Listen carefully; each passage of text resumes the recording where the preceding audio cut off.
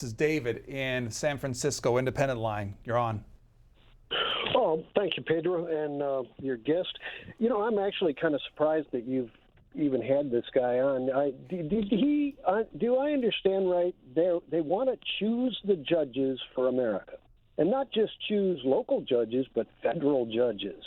And that this organization only got started 3 months ago, but they've got the temerity to demand that they get the right to choose America's judges.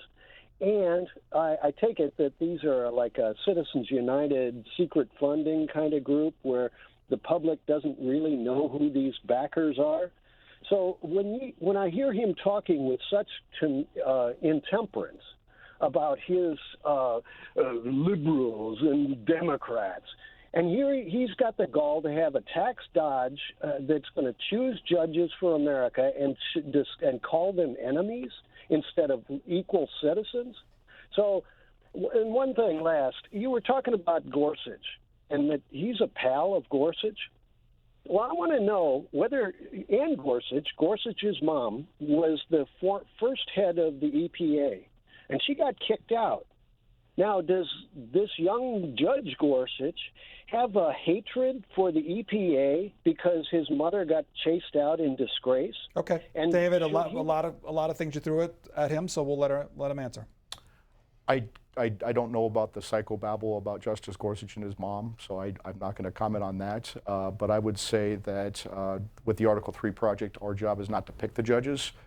Our job is to help sell the judges as they go through the process, help defend the judges, make the positive case for the judicial nominees, defend from the attacks, defend sitting judges once they get to the bench, defend the process, and fight back against what I call the assault on judicial independence. And we're going to be ready for the next Supreme Court fight.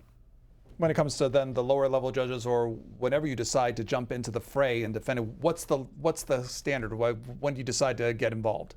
You know, I've gotten involved on several nominees. There have been nominees who, for example, there was a nominee down in Texas, Judge Kacsmaryk, who was just appointed to the bench.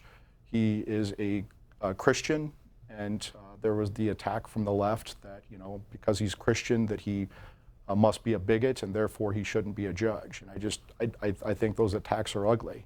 And so we, you know, we went back through them, and we've done op-eds, we've done Twitter threads, we do radio interviews, we've done limited TV interviews. I always say I have a face for radio, so I try to stick to radio.